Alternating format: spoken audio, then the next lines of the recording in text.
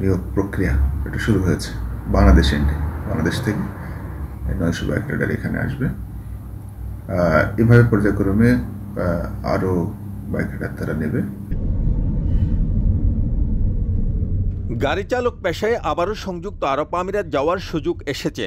বাংলাদেশ থেকে বাইক ও ট্যাক্সির ড্রাইভার নিতে আগ্রহ প্রকাশ করেছে দুবাইয়ের রোড অ্যান্ড ট্রান্সপোর্ট অথরিটি। দুবাইয়ের বাংলাদেশ কনসুলেট জানায়, এরই মধ্যে দুবাই ট্যাক্সি কোম্পানি থেকে 900 কর্মীর ডিমান্ড লেটারও পেয়েছে তারা। আপাতত কোম্পানিটি 900 বাইক রাইডারের ডিমান্ড করলেও তারা বাংলাদেশ থেকে মোট 1500 বাইক রাইডার নিয়ে যাবেন বলে জানিয়েছেন। দুবাই ট্যাক্সি বাইক রাইডার হিসেবে বা মোটরসাইকেল ড্রাইভার হিসেবে বেশ কিছু লোক তারা নিয়োগ করবেন।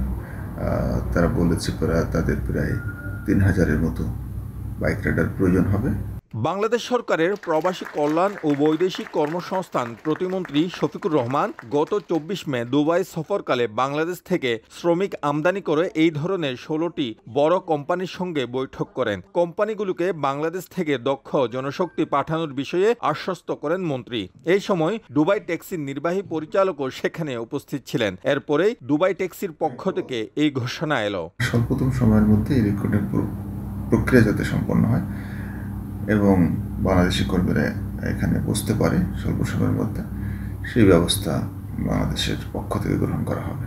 এদিকে এই নিয়োগের ক্ষেত্রে ভাষাগত দক্ষতার উপর বেশ জোর দিচ্ছে আরটিএ। নিয়োগপ্রাপ্ত কর্মীরা বেসিক স্যালারি হিসেবে মাসে 2600 দিরহাম পাবেন। এছাড়া কর্মীদের আবাসনও ফ্রি দিচ্ছে প্রতিষ্ঠানটি। তবে কর্মীরা যেন দালালের ফাঁদে না পড়ে সেদিকে খেয়াল রাখার কথা জানিয়েছেন সংশ্লিষ্টরা।